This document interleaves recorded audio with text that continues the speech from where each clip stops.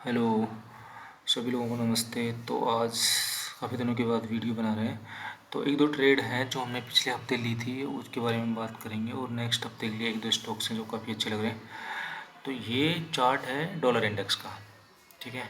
तो dollar index का मैंने ट्वीट किया था कि अगर 95 आ जाता है तो क्या हुआ होता है। और ये ट्वीट हमने किया था लगभग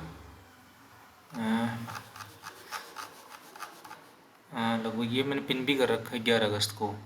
तो 11 अगस्त को उस टाइम शायद डॉलर इंडेक्स का ये मंथली चार्ट है, अगर आप देखोगे डेली चार्ट में जाके देखोगे तो इस टाइम, सॉरी इसको मैं हटा देता हूँ। तो देखोगे ना, तो ये हाई बनाया इसने यहाँ के 114 का, और इसने ये 25 में ब्रेकडाउन दिया। फिर उसके बाद ये वहाँ से कंटिन्यू दो तीन तो नहीं, लगभग 15 महीने से यहीं इसी रेंज में घूम रहा था। लेकिन अगर आप थोड़ा वीकली में जाओगे तो थोड़ा और क्लियर दिखेगा आपको। और ये वाला ब्रेक डाउन था यहाँ पे 100 से नीचे, अब डेली में जाके देखोगे थोड़ा सा और दिखेगा। ये वाला ब्रेक डाउन था यहाँ पे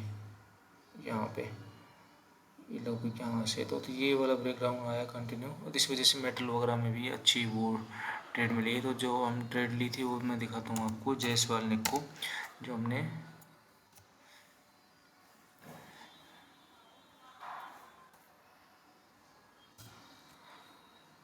ये ट्रेड।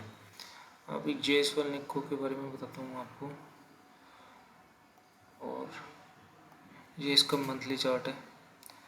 तो मंथली चार्ट में आपको बताता हूँ, ये इसका हाई 2007-8 में बनाया था, उसको इसने 2025 में इसने निकाला। और उसके बाद कंटिन्यू ये 1 2 3 4 5 6 7 7 8 महीने से उसी रेंज में था। उसके बाद अगर आप डेली में जाके देखोगे ना, थोड़ा और क्लियर दिखेगा। अब देखो, इसको मैं हटा देता हूँ।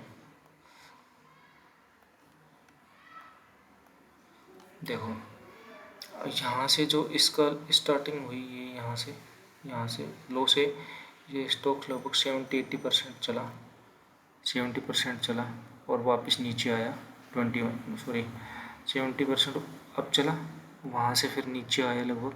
अब नीचे लो देखोगे तो आप 30%, लगभग 50% की रैली हुई। ये जो लो मार्च का लो बना था स्मॉल कैप में, उसी टाइम बना था।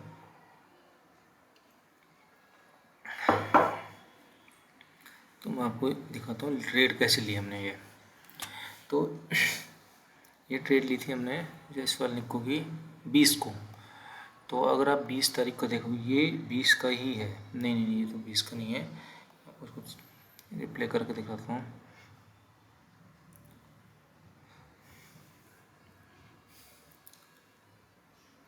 हाँ, ये वाला, ये 20 आ गई, यहाँ पे 19 आ गई। तो देखो ना, आप अगर देखोगे ना तो ये इस रेंज को नहीं निकाल पा रहा, और नीचे ये लगभग 82 की रेंज है। तो मेरी वॉच लिस्ट में था पहले से ही। मैं सोच रहा था इसमें जैसे ही ये ट्रायंगुलर टाइप का ब्रेकआउट होगा तो मैं एंटर करूँगा इसमें, ठीक है। और उस टाइम ये डॉलर इंडेक्स का भी चल रहा था। तो मेटल है, तो मेटल में अच्छी मूव आ सकती है। तो अगर आप देखोगे तो ये, हाँ ये देखो, ये तारीख है 20, ठीक है।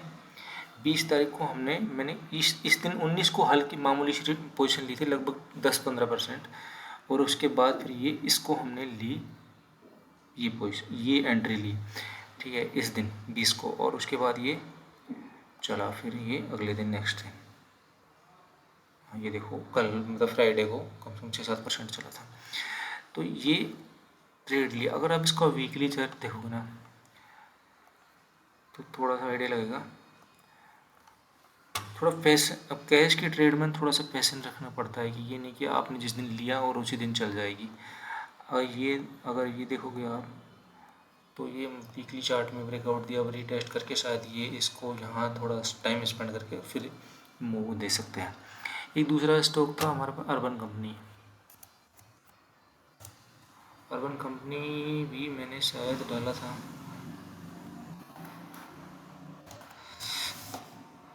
ये अर्बन कंपनी। ये अर्बन कंपनी का वीकली चार्ट है, अपन वीक डेली में जाके देखते हैं। ये शायद ये इस दिन मैंने ट्रेड ली थी। मैं शायद अर्बन कंपनी को दिखाता हूँ आपको।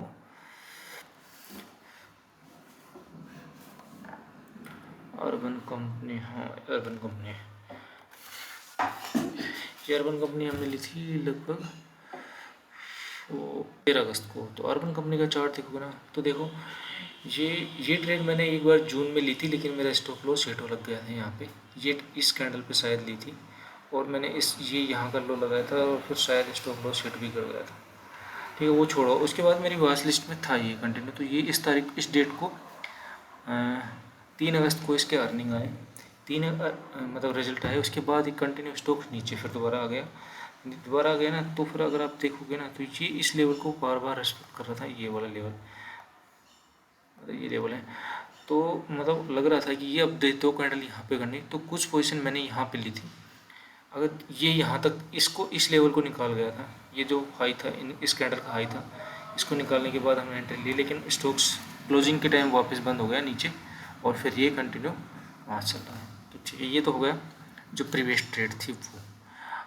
अभी नेक्स्ट उसके लिए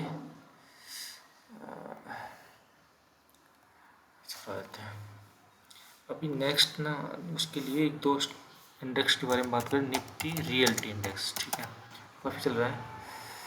अगर रियल्टी इंडेक्स को देखोगे ना, तो अगर ये है काफ़ी अच्छा, सेम उस टाइप का पैटर्न बन रहा है। अगर आप इसको थोड़ा ट्रायंगुलर पैटर्न लगाओगे,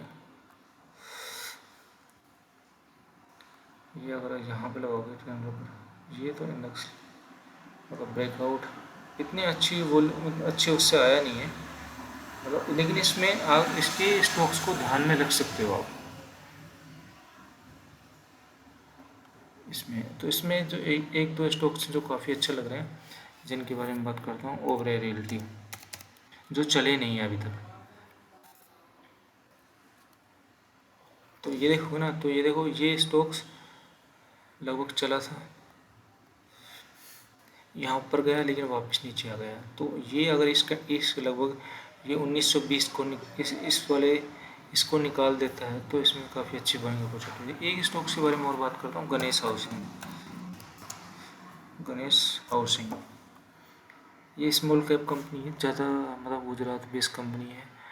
तो अगर आप इसका ये देखोगे ना, ये मैं बताऊँ सारे, अब देखो इसमें ना बहुत अच्छी मूव आ चुकी थी। ये अगर आप नीचे से देखोगे, यहाँ से ये लगभग 77% का मूव दिया, और उसके बाद नीचे आया, वहाँ से कितना 20% नीचे आया, और वहाँ से अब ये कर रहा है। तो इसको आप अपने वॉच लिस्ट में रख सकते हैं, क्योंकि अगर रियल्टी इंडेक्स में मूव आती है, तो ये स्टॉक्स काफ़ी अच्छा हो सकता है। और मेटल के बारे में बात कर ही ली। थैंक